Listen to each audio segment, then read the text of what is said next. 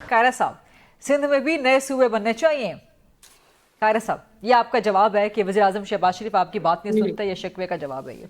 और आप लोग हुकूमत के अर्ज ये साथ हैं, है कि अच्छे बुरे हर काम की जिम्मेदारी उठाए ना। कल वजीर खजाना ने नहीं भी नहीं, ये मैडम देखिए, गुजारिश ये मैडम है ये शिकवे का जवाब कि नहीं है, वो आपने मेरे बात दोनों उनकी थी, मैंने उसका ये तो एक और दोनों बात है। चले, साथियों आपका ने जवाब शिकवा है, ठीक है। आपका जवाब शिकवा है, ऐसे कर लेते हैं सर। जी कायरा साहब। मैं जवाब शिकवा पे एक और जवाब देता हूँ, जवाबुल जवाब भी देता हूँ। सर सो अर्ज ये है कि आपने मेरे दोनों साथियों से जो सवालात किए वो सवालात को किसी और तरफ ले गए। उन्होंने परफॉर्मेंस ऑफ पीपल्स पार्टी का जिक्र कर दिया, तो मुझे थोड़ा सा अपनी पार्टी की वजाहत अब करनी पड़ेगी, फिर मैं आपके सवाल पे आऊंगा, सर। क्योंकि आपने खुद वो सवाल करके वो प्रोग्राम में छेड़ दिया। वो बात वो ये है, अंदरूने सिंध जाना हो तो मैं अपने भाई को फैसिलिटेट करता हूँ, इस्लामाबाद से पिक करेंगे, जिस जिले में चाहेंगे उनको लेके चलेंगे, हेल्थ फैसिलिटीज दिखा दूंगा, हाँ सड़कें दिखा दूंगा। हाँ रही बात सर, कराची की भी, इंफ्रास्ट्रक्चर की सर कराची की भी, तरक्याती कामों की, कराची की बिल्कुल, कराची की भी दिखाएंगे जी, और कराची का काम हो रहा है। आप भी कह रहे हैं, मैं तो अंदरून की बात कर रहा हूँ, राइट उन्होंने अंदरून की बात की है। राइट कराची कराची तो हम सारे खेलते ही रहते हैं ना, वो राइट तो ठीक है, आप भी खेल रहे हैं, खेलें, लेकिन मैं तो ये कह रहा हूँ अंदरून की जिसका जिसका जिक्र हुआ है। जी अब डिबेट में अब टाइम अपना जाया खुद कर रही है, आपने मुझे काटना नहीं है, ठीक है मैं सर, पूरा जवाब दूंगा। ठीक है सर। सवाल ये है कि मैं इसको इसी तरफ छोड़ता हूँ कि जब भी ये चाहें टाइम जी। निकालें, मैं खुद साथ चलता हूँ और मैं अपने भाई को साथ लेके जाऊंगा, राइट। दिखाऊंगा उनकी सड़कें कैसी हैं, उनके हॉस्पिटल कैसे हैं, और उनके ठीक। हॉस्पिटल तो खैर दुनिया मान रही है ठीक। और फ्री ऑफ कॉस्ट है 100%। ठीक। वहां 10 लाख वाला भी मामला नहीं है, ठीक। और वहां सरकार के अस्पतालों में जो पैसे देकर अपने इलाज कराते हैं वो भी नहीं है, ठीक। और प्राइवेटाइजेशन भी नहीं है, वहां तो टोटली नए और मिसाली अस्पताल है। राइट। दूसरा, मेरे भाई ने कहा, रजा साहब ने, कि पीपल्स पार्टी ने जो पॉलिसी बनाई थी आईपीपीज की, आईपीपी की पॉलिसी तो रजा साहब मुस्लिम लीग के दौर में बनी थी, आपको याद होगा। उसके बाद ये पॉलिसी जनरल मुशर्रफ के दौर में जारी रही, उस दौर में भी एग्रीमेंट साइन हुए, आप उसमें वजीर थे, आपको पता होगा, नहीं तो मैं वो गिनवा दूंगा कौन कौन से प्रोजेक्ट है किसी प्रोग्राम में। तीसरा, हमारे दौर में बिलाशुबा उस पॉलिसी के ऊपर वो कंटिन्यू की गई, वो उस दौर में बनी नहीं थी, आईपीपी उससे पहले लगे हुए थे, लग रहे थे, उससे भी पहले लग रहे थे, मियां नवाज शरीफ के दौर से भी पहले से शुरू हुए थे, तो मैं ये किसी एक गवर्नमेंट का नहीं था। और आईपीपी के कई अदवार आए, अभी भी हमारे साथ बहुत सारे उसके प्रॉब्लम अपनी जगह, पर जब चाहे इसके ऊपर मैं बात करने को तैयार हूँ।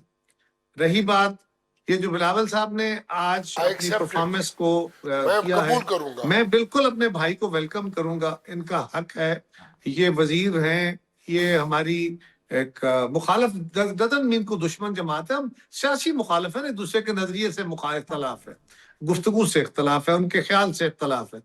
तो ये बिल्कुल बिलावल साहब ने जो बातें की हैं, जो फिगर्स दिए हैं, उनको कन्फ्रंट करें किसी प्रोग्राम में, आप बुला लीजिए, मैं भी हाजिर हो जाऊंगा और मैं उसको डिफेंड कर लूंगा, ये कन्फ्रंट करें और जरूर करें, मैं ऑफर करूंगा इनको। तीसरी, एनएफसी के ऊपर जो प्रपोजल उन्होंने दी है, कौन कहता है कि वफाक का हक नहीं है टैक्स इकट्ठा करना? बिल्कुल हक है, हमारे यहाँ भी वफाक का हक है। हमने क्या कहा, हमने क्या, sales tax on services basically सूबों का हक था, तो वो पहले मरकज इकट्ठा करता था, एफडीआर इकट्ठा करता था।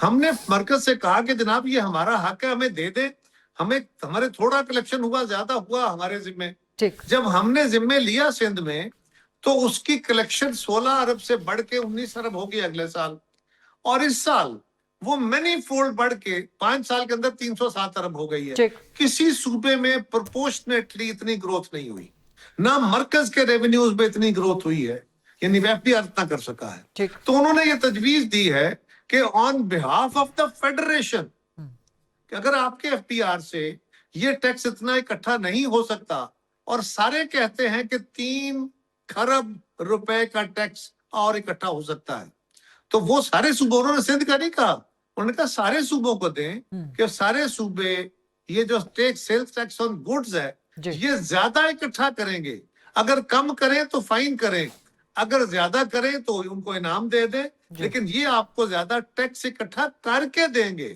खुद नहीं रख लेंगे। सो ये टैक्स उनका है, उन्हीं का हक है, लेकिन और देना उन्होंने भी सूबों को होता है अल्टीमेटली। सो ये हकायक के मुनासिब बिल्कुल मुनासिब बात नहीं थी। आखिरी गुजारिश, आपने मुझसे सवाल किया नए सूबे, बिल्कुल ये बात हक है। हाँ। चाहिए मुस्लिम लीग को कि ये फिलोसफी जो है, ये आइडिया जो है नए सूबों का, ये मार्केट में लाए।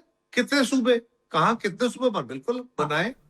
पंजाब उसके में लिए एक करारदाद तरीकाकार- मंजूर करवा लें, पंजाब में करारदाद मंजूर करवा लें असेंबली में। पंजाब में करारदाद ऑलरेडी मंजूर हो चुकी है। हाँ पंजाब असेंबली ने करारदाद मंजूर की हुई है उसकी, हाँ। बाकी असेंबलियों से नहीं हुई। सो गुजारिश ये है कि सूबे बनाने के लिए आपको करना क्या है, आपने मुआशरे में एक डिबेट छेड़नी है। हाँ। वो छिड़ गई है। कुछ लोगों का ख्याल है कि हर डिवीजन के ऊपर सूबा बने, जी। कुछ लोगों का ख्याल है कि नहीं पंजाब में सूबे बने, फलां जगह बने, सिंध में बने, छोटे सूबे बनाने चाहिए। ये आइडिया है, हर बंदे को हक है डिबेट करने का, मुकम्मल तौर पर इस्तेहकाक है, इसमें कोई शक नहीं। ठीक। डिबेट छेड़े आप जमात के तौर पे, कोई भी जमात, मुस्लिम लीग चाहे तो वो करे, मुस्लिम लीग इसको पब्लिक के पास लेके जाए और पब्लिक इसको अगले इंतखाबात में इसको रिफाइन करे ना। पहले अगले इंतखाब में अगर पब्लिक इसको अप्रिशिएट करके वोट दे देती है तो उसका एक बड़ा अच्छा तरीका होगा कि आप आइन के अंदर लिखे हुए तरीकाकार के मुताबिक आप जमातों को राजी करके, अगर आपके पास वो मतलूबा मसला बनता है हाँ। तो वो वे फॉरवर्ड मौजूद है, ठीक। बनाइए।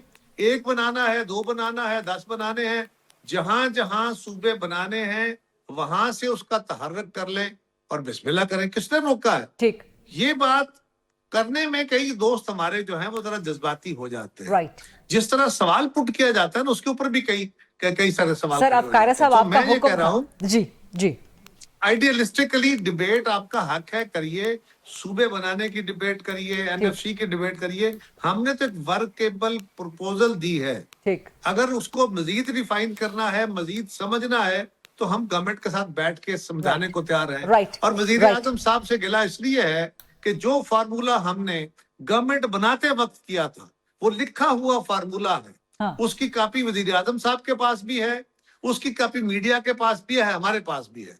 उस पे अमल दरामद नहीं हुआ। कितनी ही मीटिंगें एक हो और चुकी, शिकवा।